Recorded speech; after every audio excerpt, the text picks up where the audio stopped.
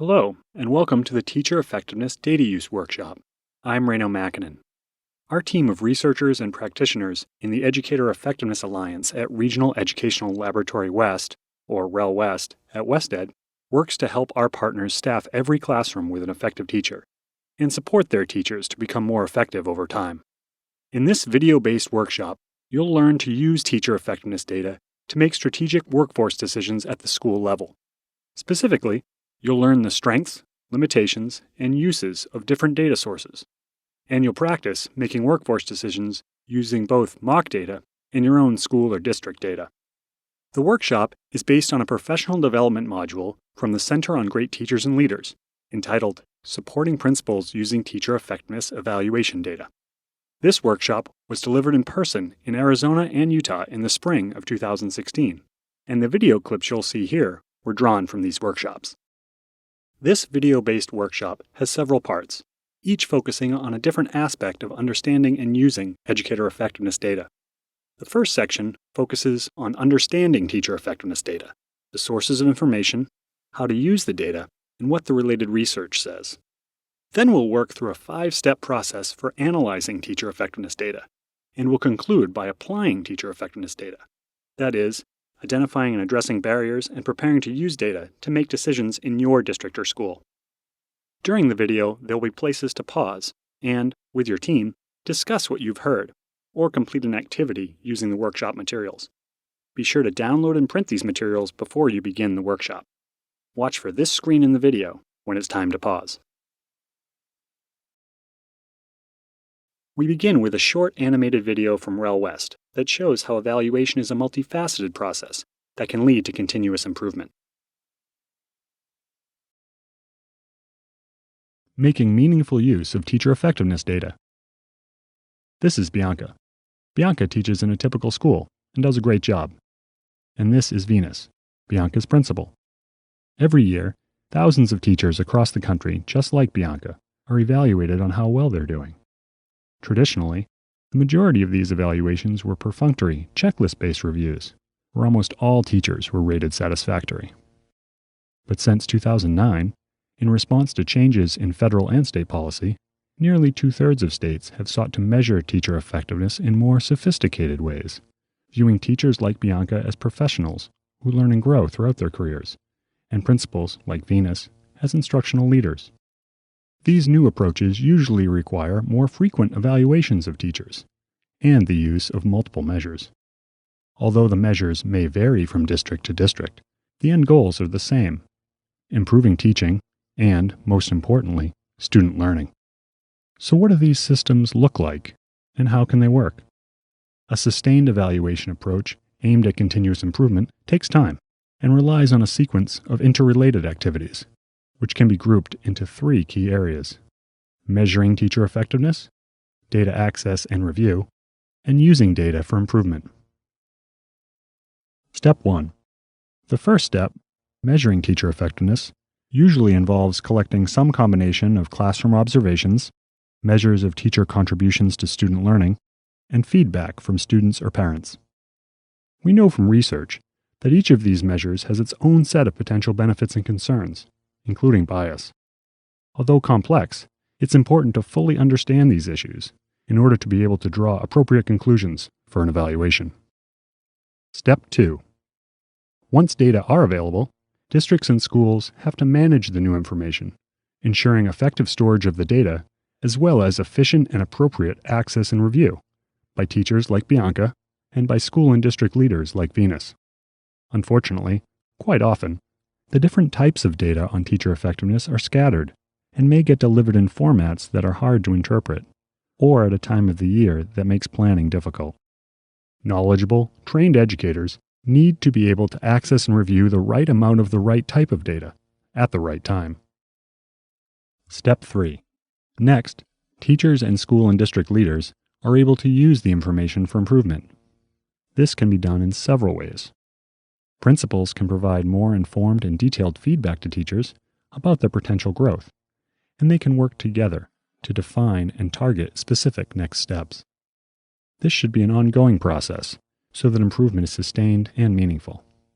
School and district leaders can also use the information strategically to assign teachers to schools and classrooms and to leadership roles where they will be most effective. And they can, in cases where teachers are struggling, provide them with timely interventions and make necessary staffing decisions. Effective teacher evaluation systems can work only with appropriate guidance, sustained and meaningful professional development, and structured time for reflection and collaborative learning with peers, and that's true for both teachers and principals. To learn more, visit relwest.org for a detailed logic model on teacher evaluation approaches, a list of resources, and other research on measuring teacher effectiveness. As noted in the animation, today's teacher evaluation systems include multiple measures to capture the complexities of the profession. These measures yield either qualitative data, narrative statements, or quantitative data, numbers, that can inform teacher support and help identify potential teacher leaders. To use these data effectively requires, first, that administrators have access to them, or that administrators collect and compile them, and then are able to understand, analyze, and apply the data appropriately in making decisions related to teacher hiring, assignment, and professional development. Throughout the process of data collection and analysis, and in making data-informed decisions, administrators must be transparent, disciplined, and strategic. This multifaceted work is what we're focusing on today. Before moving on, let's make sure we have some shared definitions. Effectiveness data provide evidence of individual teacher practice and performance, and they are collected throughout the evaluation cycle.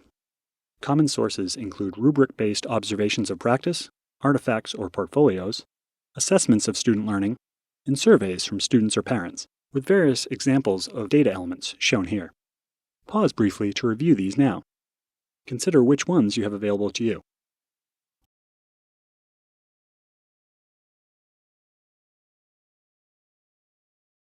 We are now going to work through a discussion activity. Please take out Handout 1, Making Meaningful Use of Teacher Effectiveness Data. Each source of teacher effectiveness data has its own benefits and drawbacks, many of which are outlined in the left section of the handout. Please pause now and, using the handout, take several minutes to review these benefits and concerns, then underline and discuss 3 data concerns that you have addressed or are working to address, and then circle and discuss 3 other data concerns that are priorities that you still need to work on.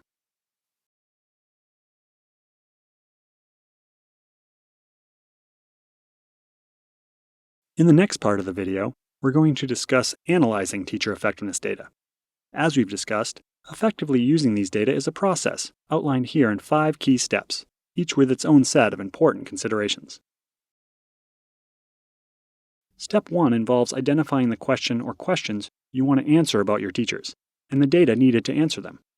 Handout 2 provides some examples. Please pause now and review these sample questions as a team. Which resonate most with you, and why? Is there a different question you would ask?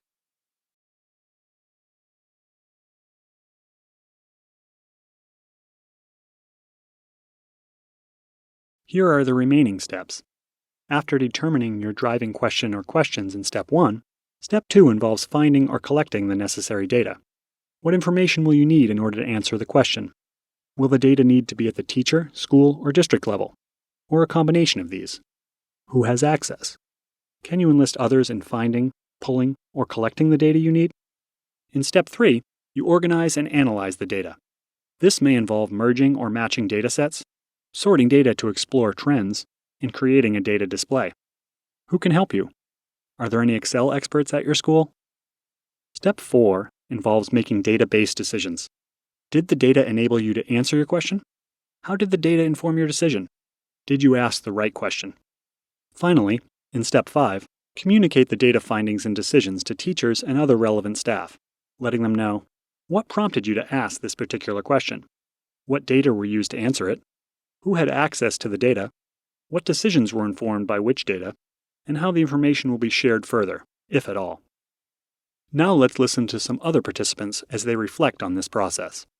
And then the importance of all the different systems and how are you going to link them together in a way that really does grow teachers effectively from start to finish in a circle, from the goal setting that they do in the spring to the observations, the feedback, the state standardized tests, the classroom data, all of that, so that they see that close connection and it doesn't feel so disjointed.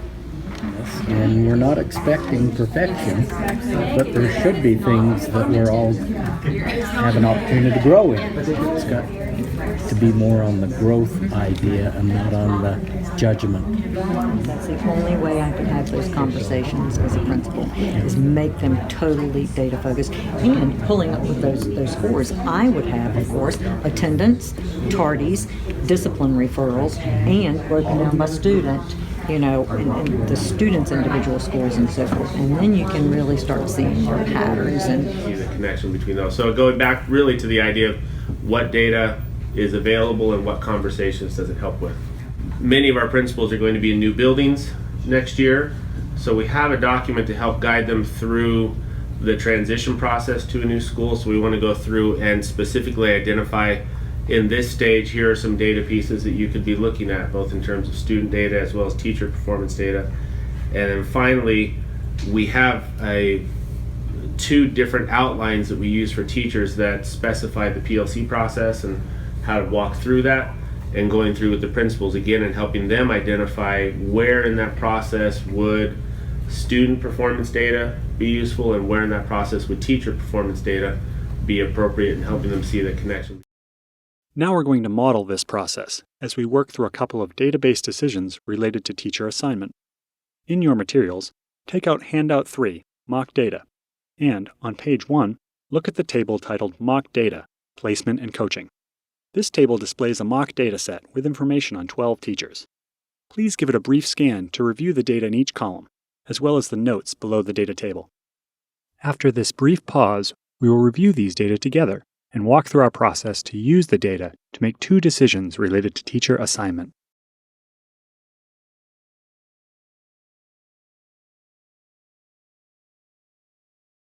Here is the scenario. Your school's current grade 5 reading teacher will be moving to join the kindergarten team. Following our 5-step process, the first activity is to determine the relevant question or questions. For this activity, there are 2. Question 1. Based solely on the data you have here, which teacher would you assign to teach grade 5 reading to replace the departing teacher? Why? Question 2. Based solely on the data you have here, which teacher would you identify to mentor the teacher you assigned to grade 5 reading? Why?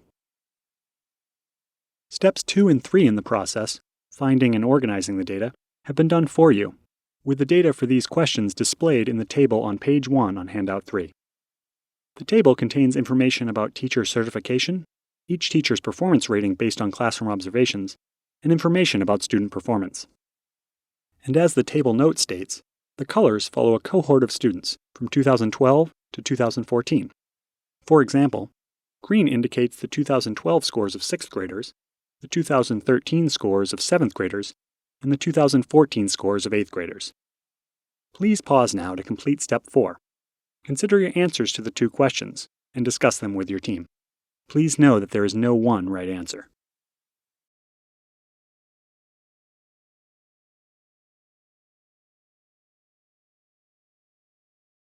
Let's look at how other participants answered the first question. Which teacher would you assign to teach grade 5 reading? This chart reflects the thinking of the participants after reviewing the data. You can see that most chose teacher C, although not everyone did. How did they use the data to justify their choices? Some automatically ruled out any teacher who needs improvement, or who had already moved grade levels. Some looked for reading certification. Most importantly, reviewing these data led participants to look for additional data to make an informed decision. Now let's hear how participants answered the second question. Which teacher should mentor the new 5th grade reading teacher? As you watch, think about the data they used to inform their decisions. We chose E, so we would have selected C to be that coach's mentor for 2 reasons. One, they've done the looping along with E, so they would have that conversation and the talking points to understand. And then C has taught 5th grade, which E is coming down to, and has taught that curriculum and be able to give some guide. They both have good skill sets in the upper grades, and 5th would be able to help with that. So. good thinking. We chose H. Oh, H. To mentor C? Yes. Mm-hmm. Interesting. Tell us why. We want more information, however. We feel like C is pretty strong and has done this before.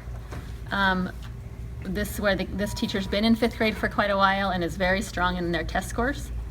This is a great choice maybe to support that, but we felt like the data from our standards, our teaching standards, would be effective here, so that we could see, maybe pair up a mentor with someone that she's a pretty quality teacher anyway, but maybe they need help with this standard, and that would be a good pair. So we wanted more standard. We started with E, like with everybody else, but then Jed brought up the point that teacher H has been in 5th grade the previous 3 years and understood that grade level, where E has been up in 7th and 8th grade. So where teacher C already had decent scores, maybe there was something else underlying, and maybe pedagogically or behavior or whatnot. Good conversation. So what is worthwhile to collect? What do you really need to know about your mentors? You guys seem to have ironed out. You know what a good mentor is, but you need to collect that information to identify them early.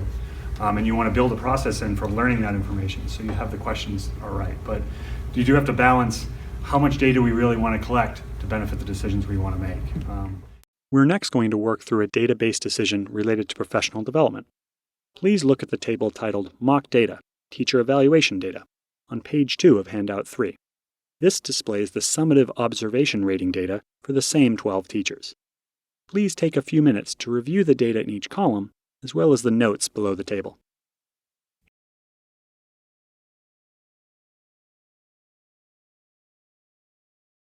Here are the questions you'll answer in this data use cycle.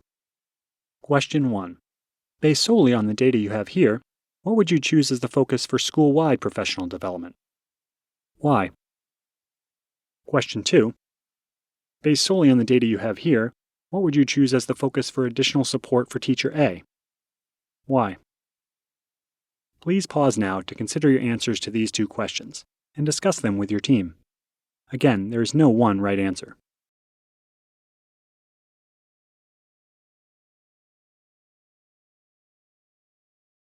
Participants from earlier workshops were able to use the data on the handout to select a professional development focus for the school and support for teacher A.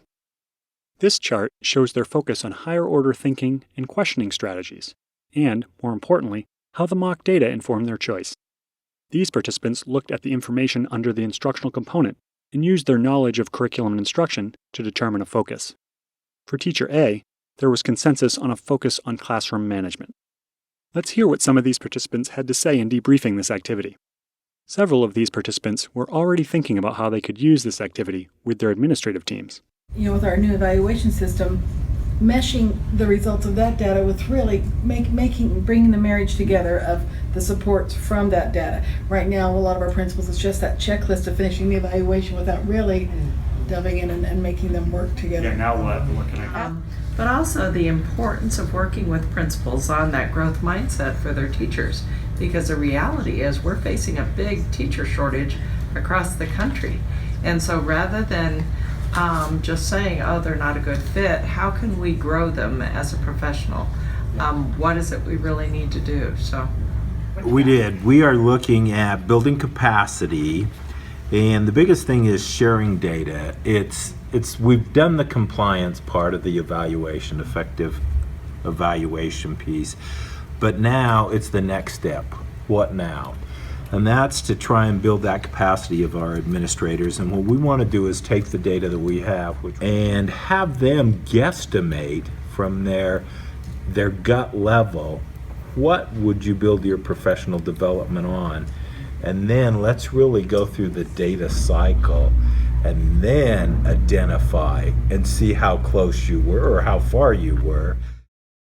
You have now worked through the first 4 steps in the 5-step data process and have made key decisions related to teacher assignment and professional development. Step 5, communicating the findings and decisions, can be the most difficult, and we will discuss this in the final portion of our workshop.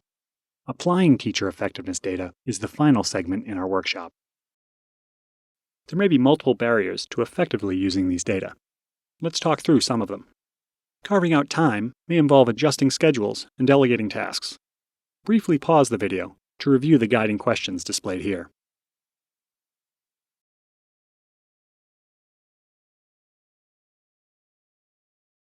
Building capacity involves identifying others who can do the work and supporting them to acquire the necessary skills and knowledge.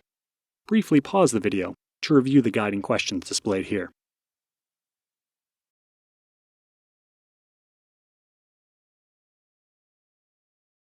You may also need to implement new structures and procedures to make things work at your school. Pause the video and with your team consider, how can you implement structures and build trust in the school? How can you ensure that teams function as an effective professional learning community?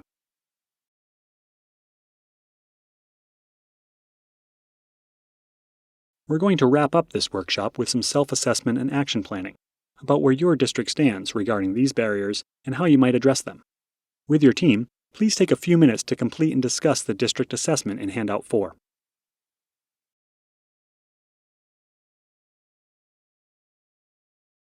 Now, based on what you've learned today and your self-assessment, work with your team to begin an action plan on Handout 5. First, choose a barrier to data use that will be the focus of your action planning. Then work through columns 1 and 2 on the handout to brainstorm activities and outcomes for that barrier. The other columns are for later use. The handout includes some guiding questions and examples for you.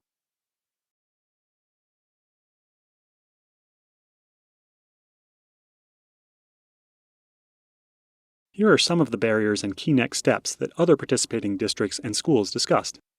Note how district context has shaped their plans. One of the things that we identify that we struggle with is making sure that we have inter-rater reliability, because part of workforce decisions is making sure that your evaluation data, is in alignment with your decisions. And right now, what might be accurate on one campus is not accurate on another campus. And so we talked about ways to just make sure that our training is more, I like the way that the language that you use, the outline of a cycle of training, because we've had really great training, but we've since then added schools and new principals who may not have received that training. So just making sure we have inter-rater reliability and then teaching them how to use that data to make the workforce decisions. So this is kind of big for us right now, is this hiring practice based on trying to find data. A lot of times you come to a small school, we don't get the right data that we need. We go off of what you're talking about, if we like them or not, or if they're the only one that walked through the door. So, so we need to really change that. We talked about our professional development. We do have a survey that goes out sometimes, and we take our PD off of that. But it's not necessarily good for the school because we're not looking at the data that what PD we need. We just go off of what teachers really want, and a lot of times that's not what's good. So we just kind of outlined our next steps, that we really wanted to outline a training cycle for our administrators to support them in effectively using data on teacher effectiveness, starting from like the most basic, from just how to access all the data that we have, to the more complex, like the data correlation reports and decisions that we made today. And then our next step would also be to stop pulling reports for people, because that tends to be our go-to thing, is when people ask a question, it's just much faster for me to pull the report and send it to you, so we might be contributing to the cycle a little bit. So that's it. And I think we've discovered that there is no such thing as over-communicating, because as soon as somebody tells you, stop sending us emails, it's that very same person who says, I didn't get that. Right. Exactly. If you think you've communicated enough, it's probably half of what you need to communicate. We talked about using a format similar, modifying the mock data to fit our data, and what that might look like, how to build it into our data dashboard. We also talked about a little bit about sentence starters for administrators and how they give feedback, and it would be great if we got some good samples to build off of. It would be a nice collaborative venture. Thank you for participating in this video-based workshop. In this workshop, you've explored how to use teacher effectiveness data to make strategic workforce decisions at the school level. You should now have some questions you want to address using your local teacher effectiveness data. You've also considered barriers your district or school may be experiencing in using these data, and how you might address them. And you've heard from peers about how they're approaching this work, and how their district context shaped their experience. Additional resources and some of the materials used today are accessible online for free at the website for the Center for Great Teachers and Leaders, www.gtlcenter.org. For the video-based workshop materials, and for information on other topics related to using educator effectiveness data, please contact REL West at relwest@wested.org. We'd appreciate it if you would complete our online survey regarding this video at surveymonkey.com/r/EE data use. Your feedback matters and is used for planning future events and videos.